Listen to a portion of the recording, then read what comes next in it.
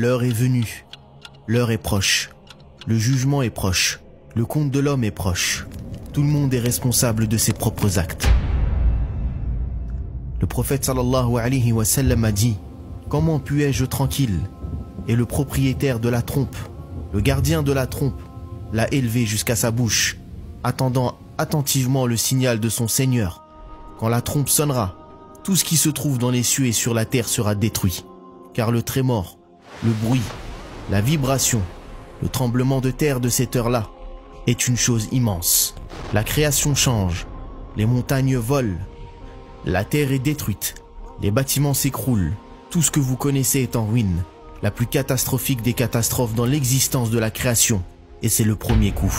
On l'appelle le coup de la destruction. Allah demandera: qui reste? Mais personne ne répondra.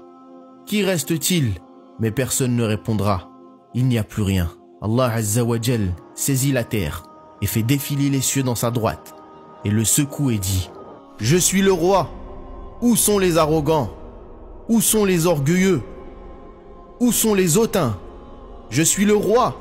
Où sont les rois de ce monde? À qui appartient la domination aujourd'hui? Qui est le propriétaire des cieux et de la terre aujourd'hui? À Allah, le Seigneur de l'honneur et de la grandeur. Il n'y a rien d'autre qu'Allah. Il n'y a rien d'autre qu'Allah. C'est comme ça que ça a commencé. Et c'est comme cela que ça va finir. Rien de vivant sauf subhanahu wa ta'ala. Et puis après une période de 40 ans, Allah fera descendre une eau du ciel, grâce à laquelle les gens pousseront comme poussent les légumes. Tout le corps de l'homme disparaîtra, à l'exception d'un seul os, à savoir le coccyx. C'est à partir de cet os que les hommes seront ressuscités le jour de la résurrection. Il ressuscitera ainsi Israfil, donc le souffleur de la trompe, sera ressuscité.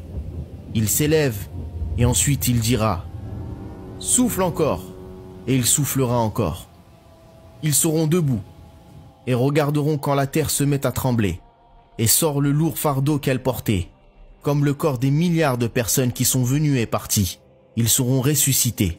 La terre est une terre différente. Le sol est blanc. Comment sont-ils ressuscités? Le prophète sallallahu alayhi wa sallam a dit: pieds nus, nus, non circoncis. Donc Aïcha radiyallahu anha a dit: Ya Rasulallah, sommes-nous nus? Les hommes seront nus,